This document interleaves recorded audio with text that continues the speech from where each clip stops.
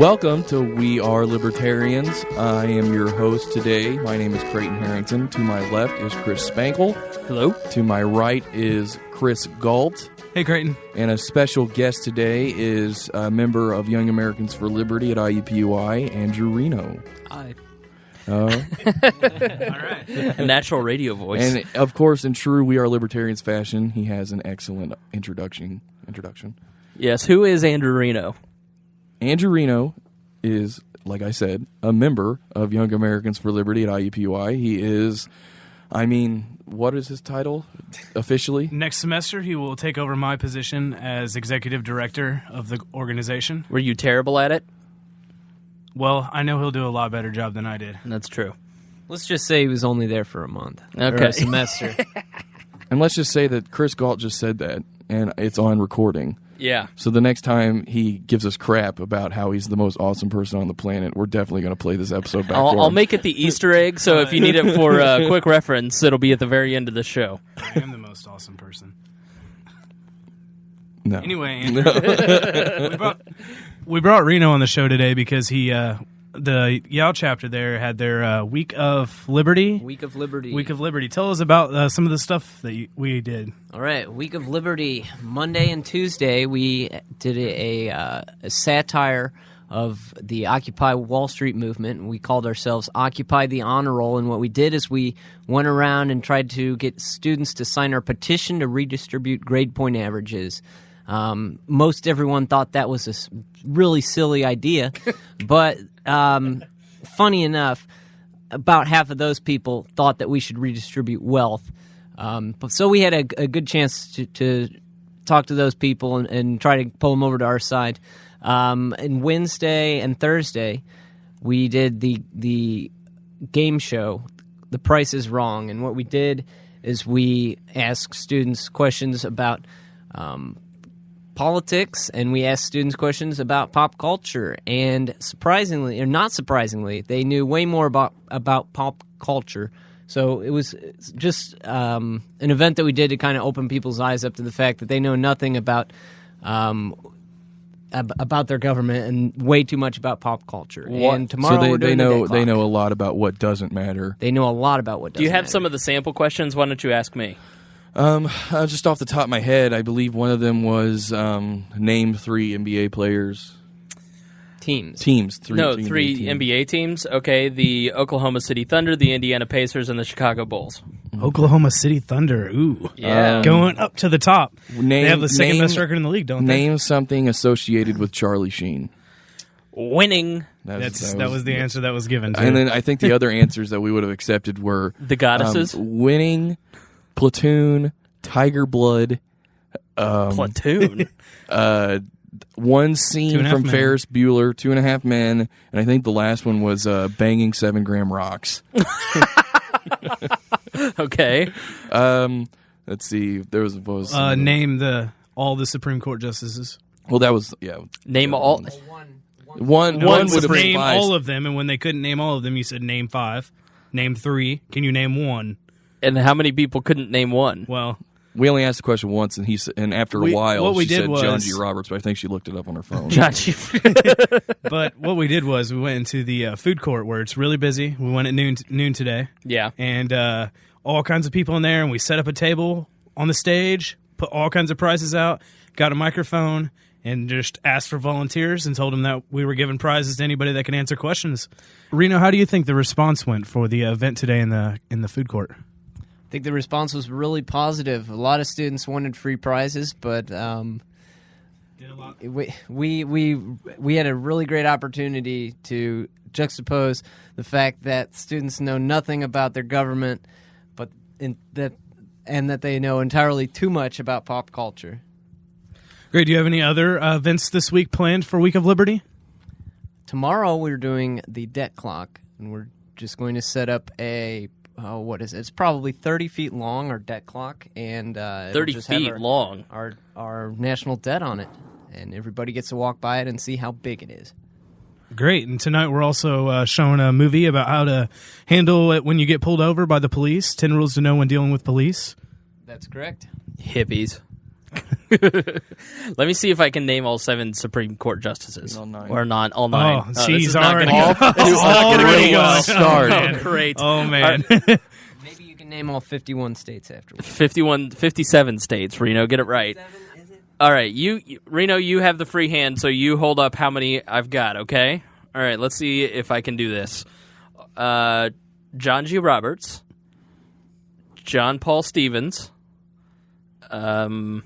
Sotomayor, Kagan, Alito. What's the Clarence Thomas? Scalia. That's the one I'm thinking of. Scalia, Souter. Is Souter still on the court? And Kennedy. Yep. All right. All right. I did it. No. You got I it. got all 7. No. No. Did you say Ginsburg? Ginsburg. Oh, you're right. So Souter must not be Souter's there. retired and Ginsburg is on the court. So, man, that's embarrassing. All right. And you were the one that kept telling us to read that book, The Nine, a few I weeks know. ago. I know. I know all about Souter. He's a weirdo from New Hampshire.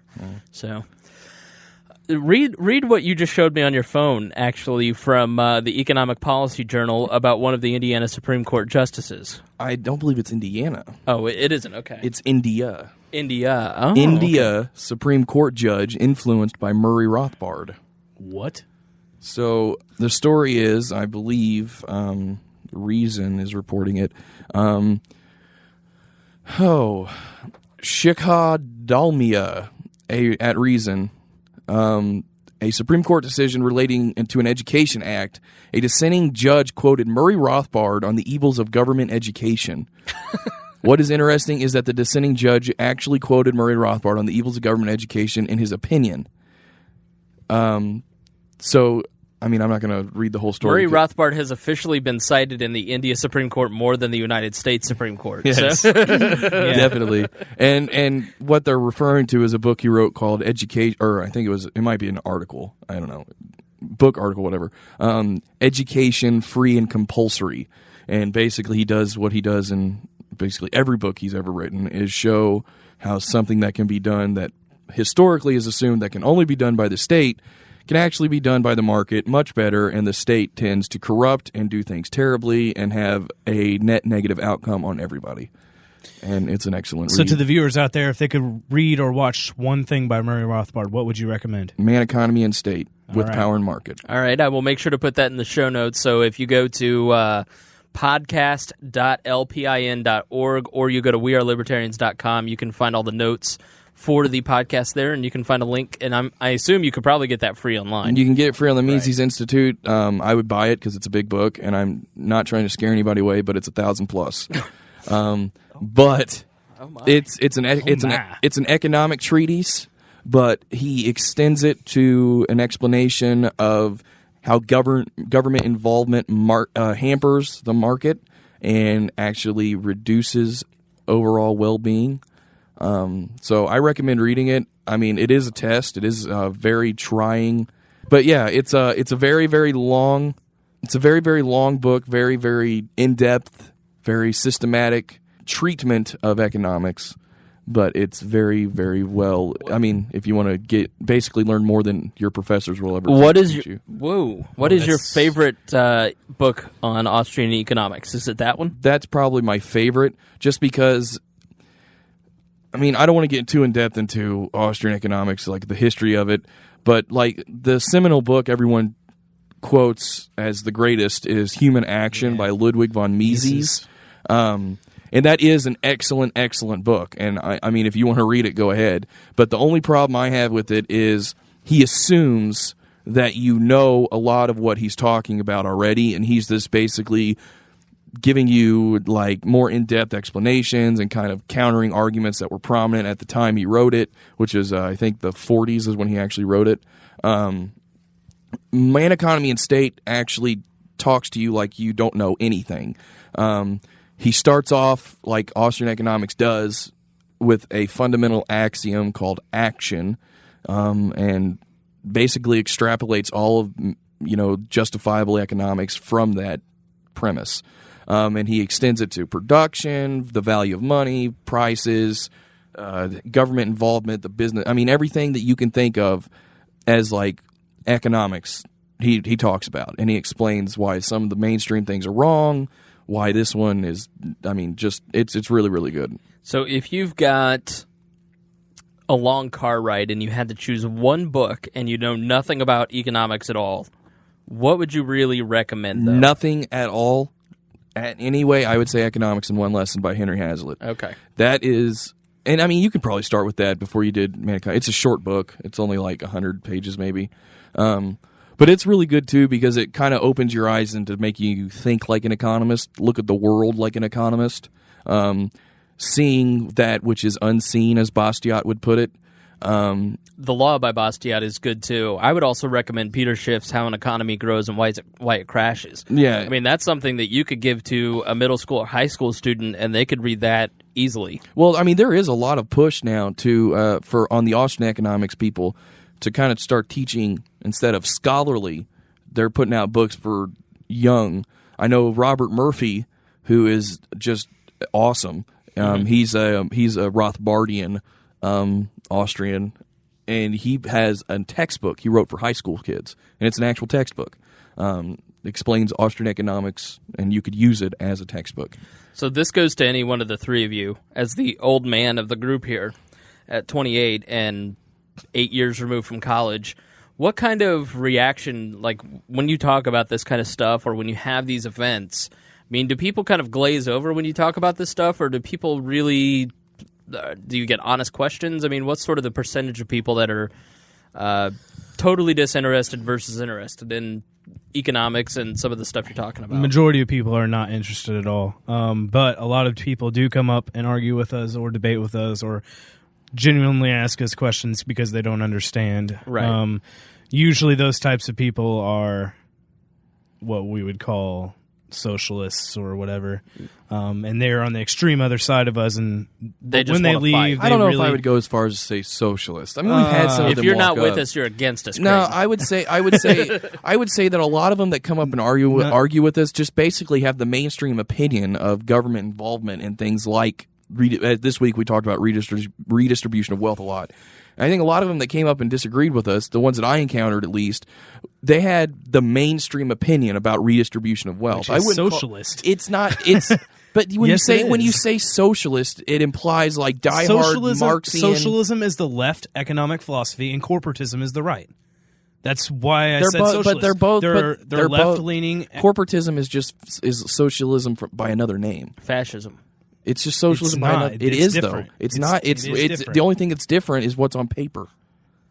If you are in a socialist economy, then it is technically that means that a central authority controls the means of production by the dictionary definition of socialism.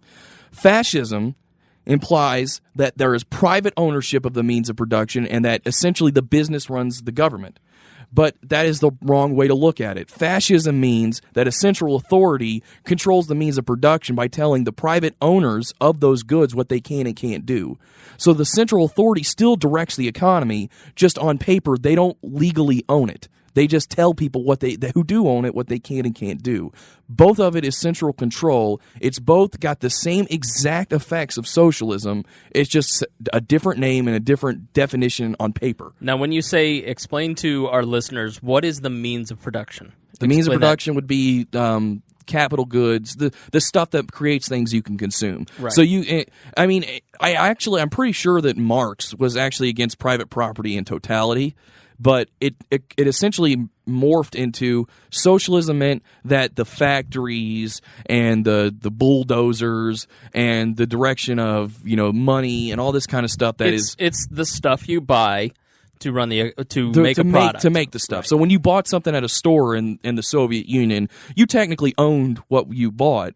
But the people who made that didn't own what they used to make it, and it allowed the central authority to dictate what was produced and what wasn't. It wasn't freed up to allow the consumers to decide. It was up to the Kremlin to decide. So if you think about that in America today, businesses own things like bulldozers. They own the property in which you make goods. They own, and the government taxes that, but a lot of that is regulated. Things like hammer taxes in Wayne County. I mean, you have to register to rent a bulldozer. I mean, those are very basic things, but that's a path that we're ultimately heading down. Yes, and I think Mises had the argument that there is no such thing as a mixed economy, because when you mix an economy, all you've done is start yourself down the ultimate path of usually socialism. Mm-hmm. Once you take a free market and you decide the government has to regulate it to make it better, all you've done is kickstart a movement towards total socialization, and you're just living in the time before you reach that point. So would you say that and this is to either one of the three of you, would you say we are in a fascist economy, a socialist economy? Do we still have a free market economy? How would you define what we have in America today? Let's start with Reno. Let's put him on the spot. Andrew Reno, ladies and gentlemen. So here's my on-the-spot answer. I think in America, the means of production are largely owned privately. We are a mixed economy, but we are on the path towards socialism. But I think currently we are a mixed economy. Can you even disagree with that, Chris Galt? No. Nope. The man speaks truth. That's why he's the new executive director of the YL. I would agree that we're mixed, and I'll just add a caveat to say that there are some portions of our economy, some sectors that are very socialist, and there are some that are very corporatist, quasi-fascist. But you just said they're the same thing. They're the same thing in effect, but on paper, they're different. All right, so why? I'm gonna ask one question, and then it's kind of leading into another. When you have these events and you talk to our peers, we're the millennial generation, Generation Y. We're the largest generation currently. We're bigger than the baby boomers, largely the product of the baby boomers. And we're starting to flood the workplace. We're starting to flood government. We have many millennials in the Libertarian Party of Indiana running for office this year, especially for Congress, people like Chard Reed, Joe Ruiz.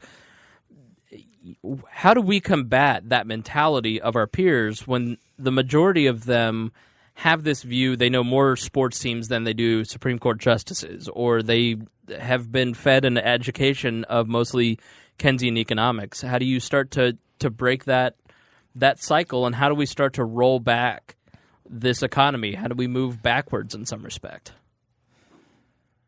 I mean, that's the question that Young Americans for Liberty has asked when they were created. I mean, how do you affect change? We have the ideas, and we believe in these principles, and I mean, it just depends on how do you believe that we can effectively change the direction of the country. Young Americans for Liberty believes that it's done through political action. It's done through a mixture of education and activism, training for campaigns and stuff like that. There are some like Students for Liberty that believe it's totally education, and they don't really take much of a stance on activism. They're more or less, I mean, they're not against it, but they don't really promote it either. I don't know. I like one of the things they're doing this year, I guess, is they're sending kind of like mission trips out to other countries to teach other countries and people there about liberty. Wow. So they're I'm not called SFL charter teams, and I consider that activism. Yeah, I mean, like I said, I'm not saying that. I'm saying SFL is more or less. They kind of don't promote activism as strongly as Young Americans for Liberty does. Is my point. They're more or less. You guys have described Students for Liberty, SFL, as more of an educational group, while YL, Young Americans for Liberty, is more. What we're saying is there's more than one answer to how you fix this problem. Right. You have to educate people who don't know. And the people who do know, you have to get them out of their couches and do something. I mean, my opinion has always been that there's just a certain and probably a large percentage of Americans that are just never going to care. You know, as libertarians, both big and small L, we have to build political power in many respects because a large percentage of our population will just never care. You know, we still have to reach out to that 70% that doesn't vote and try and bring more of those people in through education. But, I mean, my job is more focused on building political power in various ways because you're not going to be able to educate everybody, you know, and sometimes libertarians have a hard time with the concept of building political power because that sounds icky. political science has been sullied by people like Karl Rove, but it's still something that we have to do because the government is powerful, and to roll it back, we have to gain some political power to roll it back. Right. I think what we try to do at IUPUI is show students that libertarianism is becoming cool. Yeah. And that politics can be fun. Is that why you're making Reno the executive director? Because he's much cooler than me. Yeah, maybe. I mean, I think to your point, Smangle, what you just mentioned was something that they talk about in y'all is just like there's this thought process that unfortunately libertarians have historically had, and it's called the Sir Galahad theory of politics, which says we will win because our hearts are pure. Right. And unfortunately, at least this is how I would see it and why I like Young Americans for Liberty a little bit better than SFL, is because, just because you have the right ideas doesn't mean anything will move that direction. I mean, a huge problem that libertarians of all varieties have, we've referred to this video of the 6 strands of libertarianism and why Ron Paul's successful, and it's because he unites those 6 strands of libertarians. You two are anarcho-capitalists, you said earlier, and Reno and I are more constitutional Republicans. We'll argue about all that in 100 years, but we've got to start rolling back. But, the 6 strands of libertarians are very head-oriented. They're very focused on convincing people with our minds that we have the right thing, and in a lot of ways we've forgotten the heart space. We forgot that sometimes in politics you've got to connect to people on an emotional level, on a heart to heart, and maybe that's part of our problem. And what you just said is making libertarianism cool. It's appealing to the millennial generation in a little bit of a different way than Gen X or the baby boomers have tried to appeal to their fellow generation members. I mean, what's sort of your take on how you reach the millennial generation, Reno? Well, that's a tough question. If I had the right answer, I'd go out there and reach everybody, and everyone would be a libertarian. But I think what we're doing at IUPUI is we're just taking it student by student. We table every week, sometimes more than once, and all of us, every time we table, get a chance to talk to someone that's genuinely interested in what we're talking about, and we get a chance to educate them. But I think you have to take it person by person. Reno's right. And we know that we can only do so much. That's why we focus on our own school. And we hope that other chapters out there listening to this also do the same thing and help promote it at their school, or other students and groups out there. One other thing that you out there might try is helping other schools start libertarian organizations. Something we're going to work on this summer and next semester is helping some other colleges nearby start some YAL chapters, and we're working in Butler and Ball State, and Creighton's the state director, state chairman. So we're all going to be working on that, and the colloquial term is campus invasion. Okay. Essentially what we do is we get a bunch of people that are in y'all and that, want to join y'all and want to help us out. And we basically just go to a campus that has no chapter, table there for a day, get as many people as we can interested, find somebody to be a leader, take them to, afterwards lunch or dinner or whatever, and show them the ropes, and hopefully get a chapter kick-started and have another member of the state. And go ahead, Galt. You're going to say something, and then I interrupted you? Not really. Okay. You got it. That was interesting. Good point. No, I will commend you guys because, it is difficult to get libertarians to, or really anybody. Right now there is definitely a funk in the nonprofit sector when it comes to volunteers. Trying to get people to volunteer to do anything for any cause for free right now is very difficult because people are so concerned with their own economic situations. And the Indiana YAL and college libertarian and SFL chapters, whatever variety you want to call them, have done a really good job of connecting with each other and staying motivated. And you guys are, Galt and Reno and Creighton and several people in your leadership do a really good job here in Indiana of keeping people involved, and especially at IUPY, which I so long ago was a college Republican chapter chairman at IUPY, and if I got 8 people to a meeting, it was amazing.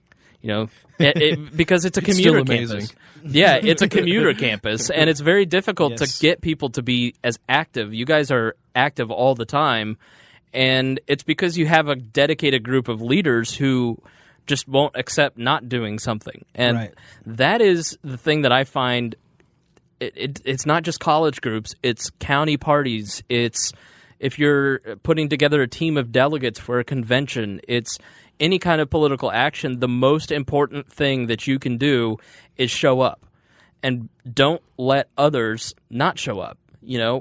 Politely call people when they're not there, and just make it almost part of your culture not to accept non-activism. Yeah, like, hey, we miss you. We haven't seen you in a while. What are you working on this? Why don't you come and help out? Right. And you have to have that attitude when you're in any kind of political leadership, because it is very easy to let your real life get in the way of this business. And the other part of it is just frustration. How do you guys deal with frustration when so many people walk up and just don't care?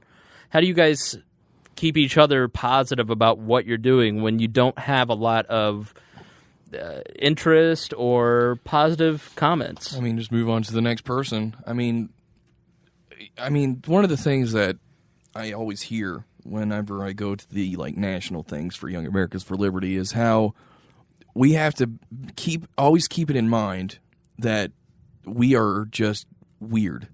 We're a bunch of nerds. Right. Most people, like you said, they don't care. And we think they should care because these things are important and they affect every American. But a lot of people just don't care.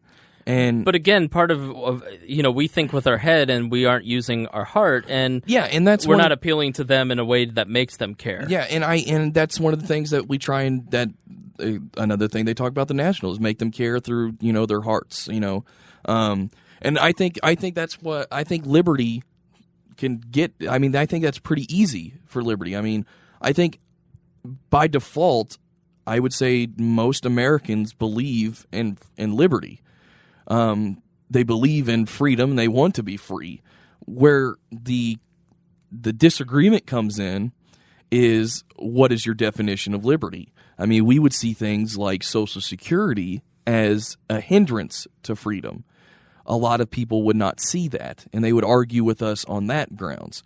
And I would say that in a base level, everybody wants to be free, but the disagreements that we encounter, it seems to me that they're just all about, I don't know, I believe it's a positive liberty is I don't know, it's a convoluted thing, but I'd say one of the things that makes it easy for us to get hearts, get people through their hearts, is just be like, we're fighting for freedom. This is our thing. That's our message, liberty. And that can get a lot of people, and it's worked for me before. You can get a lot of people by just saying, our purpose, our motto, our foundation of this organization is to promote liberty, not equality, and for the sake of equality, not some single action group like the evangelical right or unions, or or workers' rights. We are women's rights, even just very minority rights. We're for all rights. We're for about freedom, liberty. Unashamed liberty, and there are people that are just going to disagree with us. Well, how could you not stand with this group or that group? Creighton, why don't you tell Spangle some of the things you were yelling on the microphone the other day? Oh no, no! For the Occupy event. For the Occupy event, we had Guy Fawkes masks, and we had tents set up, and we had a mic, and I decided to put on the mask and start yelling very cliche Occupy Wall Street, kind of stuff. So I'm screaming on this mic. I'm like, give us your 4.0 or we will take it. I paid my tuition like everybody else. Why should I not graduate? I can't help that I was born without a work ethic. I can't help that I'm not as smart as those geniuses on the 4.0. Why can't I graduate? And it's just really funny. And, share the GPA, redistribute the GPA. And we actually had people walk by and be like, just study harder, man. Did people look at you like Brother Jim when he comes to campus and calls the girls whores? Have you guys seen Brother Jim yet? No. Yeah, if you're at an Indiana campus, there's a guy named Brother Jim who will show up with a Bible and then find girls in shorts or short skirts and call them whores. Gotcha. Did they look at you like you were some sort of horrible freak? No, I think a majority of the people that saw the thing got it. Yeah. They got the satire. But Right. there were those when I was young that walked by and they were just like, What? dude, just study harder. Right, they get indignant. One of the people came running down, and he came up to our table and he said, I heard that you guys were trying to give everyone 4.0s for free. How do I sign up? Was he serious? And he was serious, and we were like, no, we're just kidding. We did have a guy who came up But- and he was like, once he didn't realize it was satire and he was talking with us. Then we pointed out that we were just joking. And he's like, dude, this is such a good idea. Why don't you keep doing this? No. And then it turned out that he was pretty adamantly socialist. But Yeah, way to go. You guys have started a movement on your campus Yeah, that you're going to but- have to deal with. Like 2 generations from now, there will be like some movement. but to their credit, now there's a recorded To their credit. Here's where it began Oh, at it's our IUPUI. fault. to their credit, though, to the student body's credit, most of the people that I walked up to with like my clipboard, they were like immediately, "This is wrong." They worked for that 4.0 That's not and they fair. got the point. And Right, and so a lot of them got the point. They got the satire. There were those I don't want to say dumb, but misguided. There's always somebody who just doesn't get it. Like if you make like, I posted something about it was a photo of Romney and it said, "At least I didn't eat my dog." And then some guy was like, "I just can't believe that you're wasting time talking about dogs when our society is crumbling around us." It's like, it's a joke, dude. Calm down a little bit. Like, some people are just not going to get it. How do you stay positive? How do you, at Reno, as a leader in your group and in the state college libertarian network, small L libertarian network, how do you keep positive or stay positive with other people when most of your fellow students don't care what you're talking about? Well, it's fun going out there and tabling. We pitched a couple tents. We had a cooler. We had pizzas. We had a fun time. Right. If we're not having fun, we're doing it wrong. Right. And just being there with these guys is fun. Mm-hmm. It's easy to stay Even golf? positive. Yeah, sometimes. Even golf? Yeah. Sometimes. Yeah, we'll get to you. We'll get to you in a minute, Mr. Man. Pointing at you, I golf. think the thing I really liked about our Occupy movement is the fact that we got people. We were on the other side. We're asking them to sign a petition to give away their GPA, and the natural response is, "Well, no, I don't want to do that." So I always ask the follow-up question: "Well, why would that be a bad thing?" And then they have to think, "Well, I haven't really thought that out." And so then you really what you have is a chance to explain why socialism doesn't work. Yeah, and to have a student effectively walk up and ask you, why is socialism a bad thing? Right. That's a wonderful opportunity. Yeah, but the to thing have. is, one thing I did like was when we would talk to people who they didn't like the idea of redistributing the grades, but they were still okay with redistributing wealth. They got the point, and they didn't like our argument. It was cool because you could literally see when they made that connection of what we were trying to do. You could see some like wires in their head starting to fray, and they were just like, "Wait, no, this." I was tricked. I don't. Yeah, they were just like, I want my Obama money! yeah. No, it was just like you could see they would meet. The response always was, "I don't think those two are comparable." And it's like they're totally comparable, but I mean, they had to say Right. that because if they didn't, then immediately their entire philosophy on redistribution of wealth is unjust, and they don't like. And I mean, This last week on Stossel was excellent. If you guys don't watch Stossel, you can watch it on Hulu if you don't have Fox Business. He had Sarah Palin and Ron Paul on, and he just wrote a book called No We Can't. And basically the premise of the book is that people's natural intuition is to have the government fix it. And he had Sarah Palin on, and he said, I'm gonna have Ron Paul on, and he's a libertarian, and you espouse a lot of libertarian values. Do you think all guns should be legalized, even nuclear weapons? And she's like, well, I think the government still needs to protect us. Well, what about prostitution? Shouldn't that be legal? And she's like, well, I think we still have to have a moral foundation. And then, like, when Ron Paul comes on, he's like, see, even Sarah Palin is a socialist. Like, her natural intuition is to have the government protect you. So while we're kind of on this topic still, and then this will be sort of our episode where we talk about how to grow college campuses, I guess, as that sort of developed organically. How do you deal with fights in the group? Because, like any group, and I'm just going to go ahead and ask this while Andrew Reno is on the podcast, because I'm going to ask, I already know that there are occasional disagreements amongst those in the room. And every group has it. It's not a libertarian thing. It's every group of human beings are going to disagree, and they're going to have hurt feelings, or they're going to have their own egos, or they're going to have their own ideas about how to do certain things. Why did you point at Creighton when you said ego? No, wait. You're pointing at me. Self-defining. You're pointing at me, and you're to say ego. You're really not. Wait a minute. We're talking I want to hold the presses for a second. I want to hold the presses for a second. Before we start a fight, Chris Galt is saying that my ego is too big. That is so the pot calling the kettle black. As a man who's 7 years your senior, let me tell you something. Every 21-year-old male has an ego. So let's just check that at the door. But how do you guys deal with disagreements? I mean, a lot of what I do for a living is just is mitigating disagreements between our leaders and our volunteers in the Libertarian Party of Indiana. How do you guys kind of deal with that as college students? This isn't your job. How do you kind of keep the peace amongst each other and work that stuff out? Reno? That's a good question. We have had a couple disagreements. We've had some people get pretty upset over a couple things. Right into the mic. But what I do is I just try to be friends with them. I hang out with them outside the group. I mean, even like you said, friends have their disagreements, but if you're good friends with somebody, it's easy to just let something go and move on. Right. And there's no reason that we need to be fighting ourselves when our energies could be devoted to such more important things.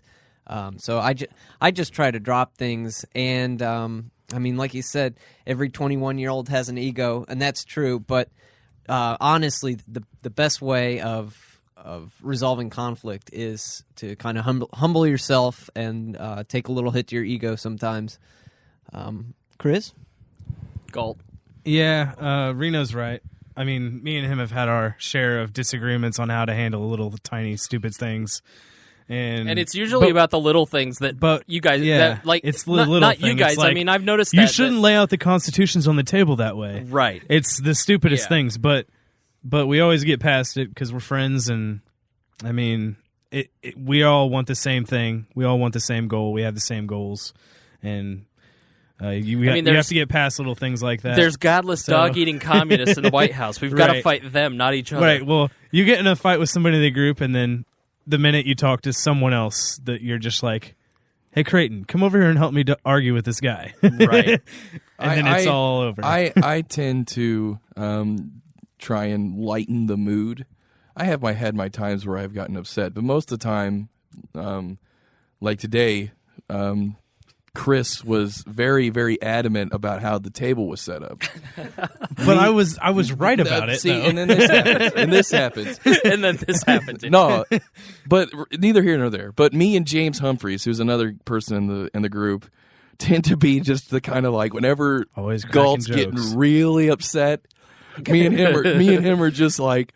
Just like throw fuel on the fire in such a lackadaisical, joking kind of way. And we were like, because we had to move this table. We had to move it. And we got all the stuff set up, and we were just like, Chris, I think we should take all the stuff and put it on this table over here. Now that we got it all set up, let's bring up another one and let's move it all over here, and we'll take the other one down. And then it's erupted. Like, it's just like, I mean, just point. Me and him will just like point out and just make jokes. I don't and stuff. even let them. And then usually what happens? And James. Then usually what happens is Chris starts off very upset, very, very, very, very easily agitated.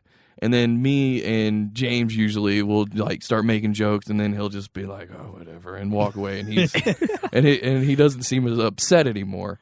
How do you deal with factions? Because I'm sure that there may be amongst like the college age libertarian movement, are there different factions that fight, or does everybody pretty much get along and work together?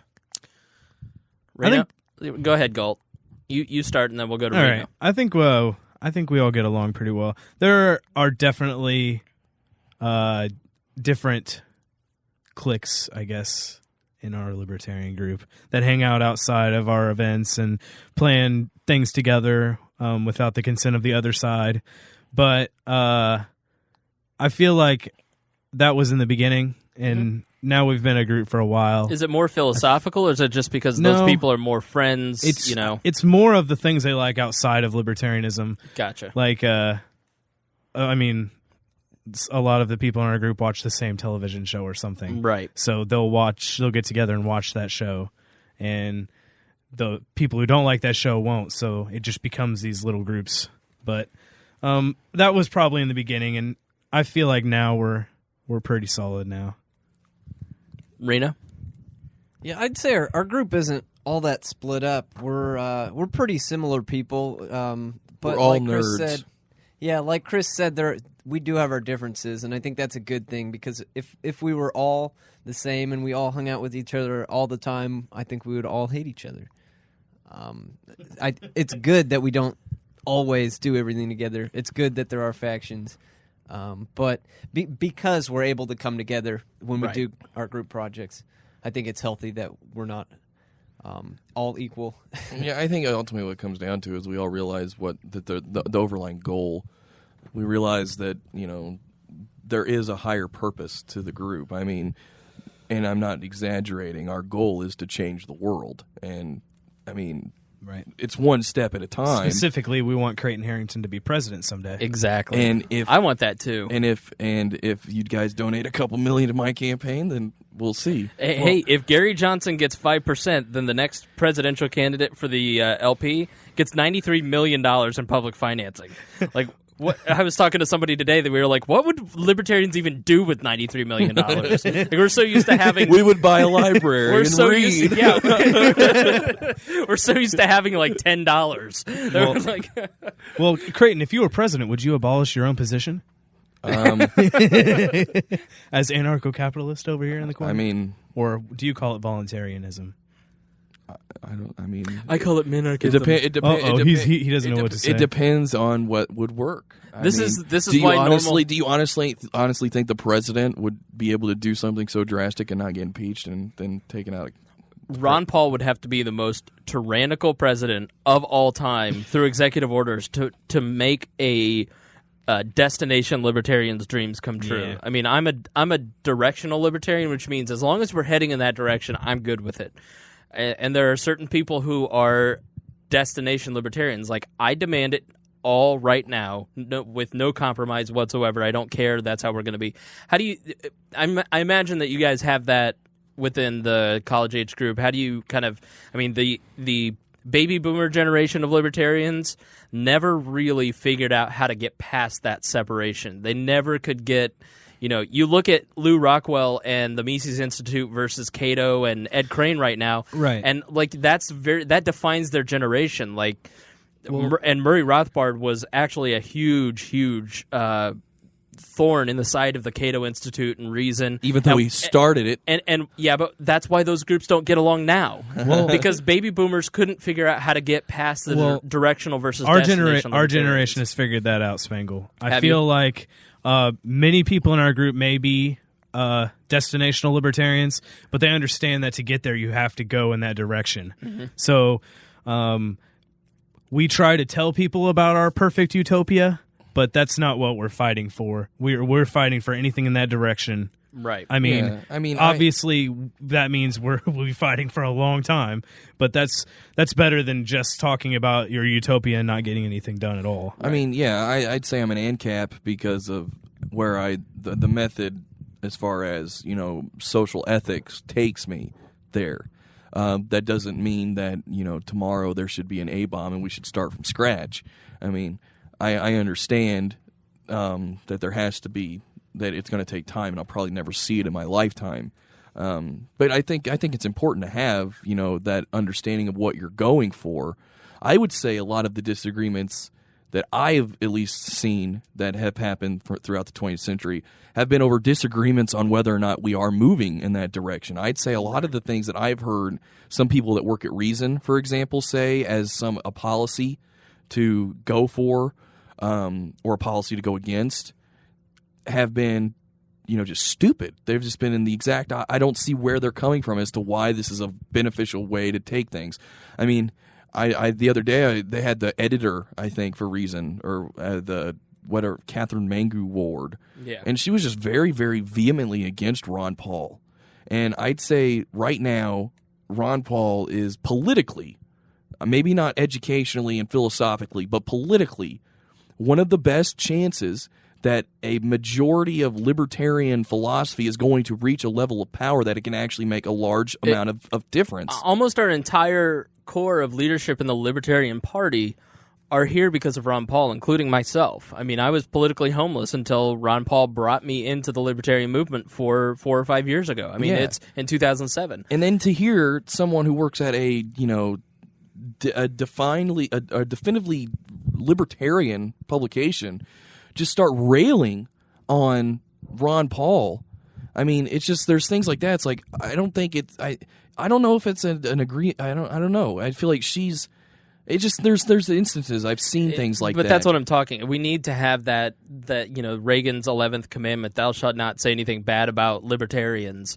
I mean, just turn the guns outward for once. I mean, I spend a tremendous amount of my time at my job mitigating differences between two people who just don't get along because they don't agree about certain things. And if you just spent that energy on, the Republican in the race that you're running against, or, someone other than other libertarians that you don't happen to think are pure enough, we get probably a lot more accomplished. And I think that's definitely a tenet of the boomer libertarians, where they are more apt to turn the guns inward. And I don't see a lot of that split as I hang out with you guys and talk to you guys about your groups. There are definitely people who are, I am an anarchist and I think we should only educate, but somebody like Galt is not necessarily an anarchist. You don't really talk a lot about philosophy. You're more politically minded than more of an educational person, and you work just fine with those people, where that wasn't the case 10 or 15 years ago. Right. Yeah. Reno and I definitely have our political differences. He believes in government. I know, Reno's right. So he's a constitutional Republican, okay, like me. Bring it. Yeah. So, but yeah, I mean, but that's a fight I think our generation has learned from the boomers, that's a fight we'll have in 100 years. I don't know. It's still there, though. When we went to SFL, it was an elephant in the room for a couple of those things.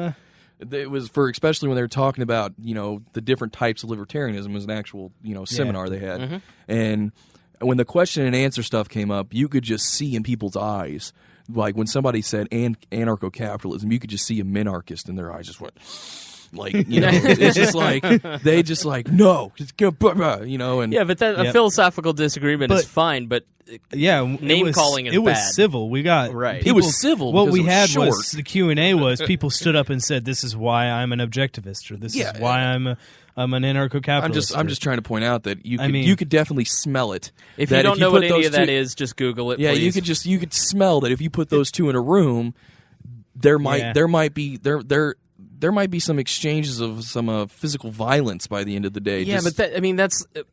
Let's go back to the Cato versus Mises thing.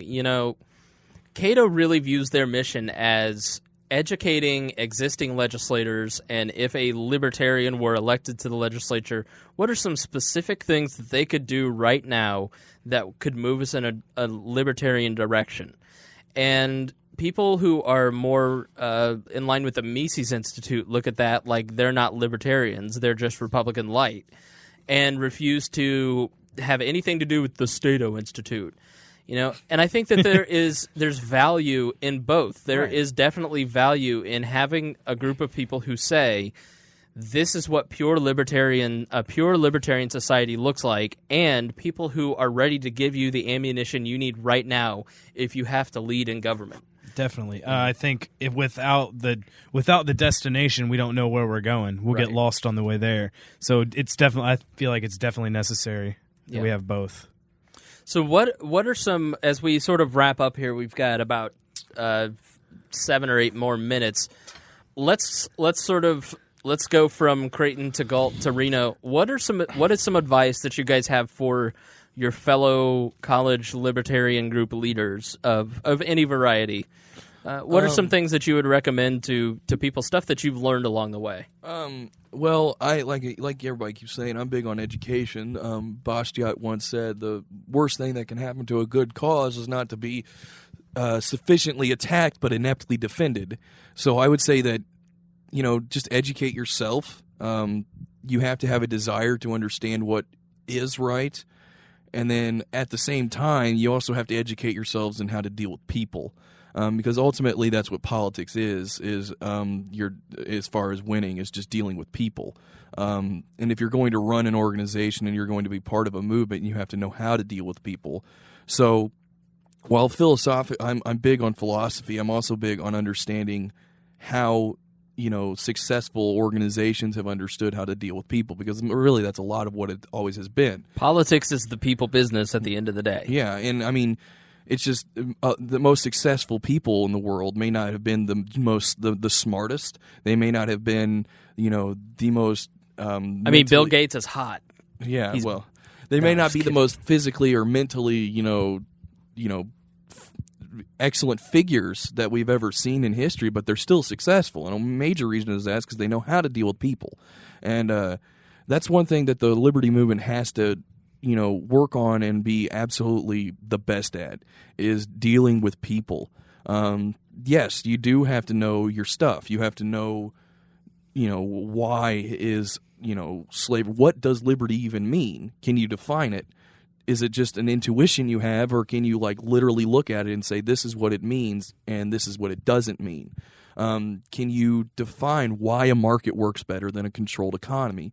You need to know these things, because there are going to be those that come up to you and say, this is stupid and this is why, and you can't defend yourself. And then people that would have joined you are like, well, I mean, this guy made sense. You may never see those people again. They could have been allies. But at the same time, you have to know how you're going to deal with those people once they become on your side. And I think if we can have a movement where enough people are good at both, they have a desire to learn, a desire to understand the world and understand philosophy and politics and economics and just basically classical studies or liberal arts, the liberal arts humanities. Studies, humanities. If it's just an all-around well-educated people in that, while at the same time never losing sight of the fact that to put into action, you're dealing with people and they work on their ability and their interpersonal skills. I think if we can have enough people good at that, we're unstoppable. So just make sure that, and it all takes dedication and a want. It's like, if you want to have freedom, if you want liberty, and if you believe it's right, you owe it to the ideas to learn these skills to put them into action. Galt, what are some things that you would give it? What advice would you give to someone who's working in a college group right now that may not be successful, but want to make it successful? Well, as we've talked about, if you've listened to this show for a while, you know that Creighton and I take different approaches to things. He just said, learn about it. I think learning about liberty comes with being in a group of libertarians. I've learned, I didn't know everything about liberty when I started this group, and now I know a lot more now. I think the things you need to do are, well, if you're a single person at a campus and you want to start a group, go out and get names and emails of just people who are interested or would want to do it. And then just build yourself a small team of people. I feel like we put on a lot of events this year, and I feel like most of them were ran by 5 to 6 people, 5 to 7 people. And it's just a small group of our leaders that did it all. And when we're having a meeting tonight where we are calling out for new people to come around with pizza and show a movie, but it's not just about having 50 people at your meeting, or it's about having a really strong, dedicated group of a small group of people that will plan and run everything. And that's what I think we tried to do at IUPUI. It's just find a bunch of I mean, for example, it was just Matt Kappas and I in the beginning, and we just tabled and we found a bunch of names. Creighton is an econ major. Andrew is a finance major. We have Matt's a philosophy major. I'm a civic leader major. Matt Cipolla is an engineering major. I mean, we're all from different schools. We never would have probably met each other if we wouldn't have just been out on campus and my looking hair's for short new and people. Cipolla's hair's long, and I don't wear glasses, but a lot of people in the group do. The point is, Yeah. you can't just find a group by people you know. You can't just go in your phone book and say, I'm going to start a group. And you You can't have to really go- just do it on Facebook either. You Right. really need to get out there and be in person and table and get out Yep. there and make personal connections. Definitely. It's all about being personal with people. And what you'll find is you'll find a really good group of friends. All of my friends are in YYL group now. So Reno, what's some advice that you'd give to new or floundering leaders? Well, I think Chris really hit on it there in his closing arguments. He talked about friends, and yeah, people are looking for friends. When I came to IUPUI, I made it my goal to become involved with a student organization so that I could find some friends. So yeah, have your group, have events and stuff, but be friends with the people in your group. Go do stuff with them. It doesn't always have to be a libertarian event that you go. I mean, like go bowling, hang out with your people, play Old and Republic. yeah. have we ever been bowling together? No, Go play Old bowling was a Republic. bad example. Go play Old Republic with its Watch- well, with that's watch- a bad example with its new too. patch. Watch Breaking Bad and Game of Thrones. Yeah, Right. Not a fan? Come on now. I don't watch Breaking No, Bad. I don't. Yeah, I don't really watch a whole lot of TV, but yeah, I guess What a nerd. what I'm getting at is you got to hang out outside of being a libertarian, Right. and that's how you develop a strong core, and that's what you need is a strong core to run your group, and that's what we've had at IUPUI, and I think that's why we're successful. I think one of the things that I would recommend as somebody who has really for 10 years done what we've talked about in the last hour, I've done this for a living for 10 years at this point. One of the books that I would recommend, and I know it's going to sound cheesy, but it is The 7 Habits of a Highly Successful Person or whatever, Highly Effective People by Stephen Covey. And that is a great book. Those 7 principles really kind of help you nail down. And I think when you're in a group, it talks about understanding the mission of the group. And what you guys have talked about today is you understand the mission of your group. You guys then set goals and then set action steps on how to achieve those goals so you can achieve your mission. It talks about how to, mitigate some of the fights and the factions. And most of all, you just have to decide to be a successful person. You guys have decided that you're going to make your group successful. And you are going to do what it takes to make that group successful, which means committing to tabling once a week, committing to go out and make personal connections, not just sit behind a computer screen and think that that's making a difference by just writing a blog. There is a place for that stuff, but the greater impact for the good of the libertarian movement is getting out there and actually organizing and being active. And so I would recommend that book. That's something that helped me out in a tremendous way. It helped me define certain things and certain actions, and you guys have exhibited a lot of those 7 habits for being effective through this discussion today. So kudos to you guys. So any closing thoughts? Okay, none of you have thoughts. All right. So what are some upcoming events that you guys want to talk about? Saturday. Tom Woods, Purdue. Tom Woods at Purdue Saturday. It's coming up, and little known fact to those who listen, you can register at the door. So Do you know how many people are registered so far? I don't, but it doesn't matter because Tom Woods will be there, and I would go there by myself to hear him talk. So I'm sure he'd love talking to just you by yourself. I'm sure he would. He commented on my Murray Rothbard. Other speakers will be there as well, correct? Not Yes, just him? Cato people will be there, and other but Tom. Ooh, Cato. Yeah. It's put on by FEE, the Foundation for Economic Education. So I'm sure Cato or Coke? And if Reed you're will be there. If you're not going to be able to make that tomorrow, we're going to have an LP 101 class and a volunteer and candidate training session out in Newcastle, Indiana. So go to lpin.org if you want more information about that. And just to toot my own horn, there is a speech night IUPUI does, and this is not just because I'm talking about egos earlier. I'm not trying. I literally am not just trying to brag for this. I have a great idea.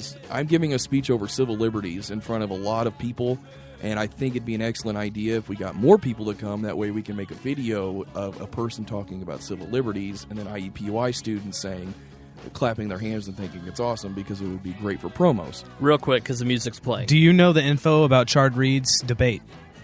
It is Monday night. If you go to the Libertarian Party of Indiana Facebook page, it's up there, and I will also post it to wearelibertarians.com on that Facebook page. Chard Reed is the man, so look him up. So, all right, I want to thank Andrew Reno for joining us. Thank Chris Galt and Creighton Harrington for being here. Reno, thank you for being here. Thank you. You did a great job. So, please join us next week. Please share the episode, spread the word, share this in as many groups as you can to get the word out, to share these guys' work. So, thank you very much. This is We Are Libertarians.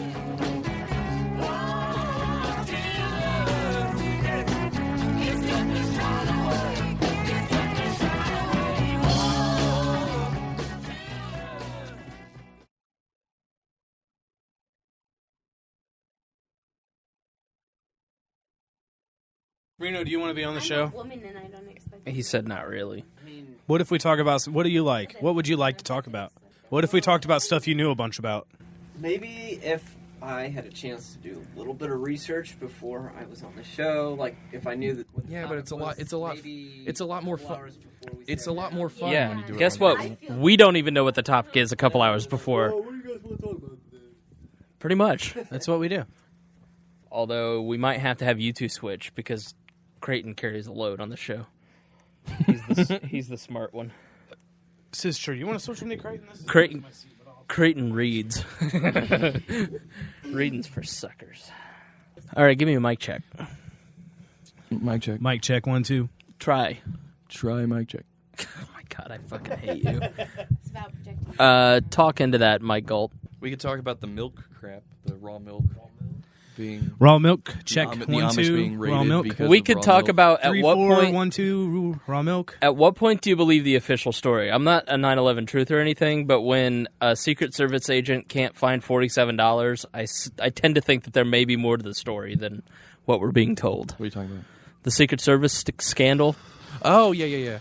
We The could guy- definitely post that picture of Bill Clinton walking with Obama on stage. Who said Colombian prostitutes? And Barack's like this. Yeah. I'm gonna have to question the official story on that one. I mean, we can talk about. I don't really care though. Okay. I'm not big. I don't give a damn about the Secret Service. I don't give a goddamn. This podcast is produced by What is a Hoosier Productions.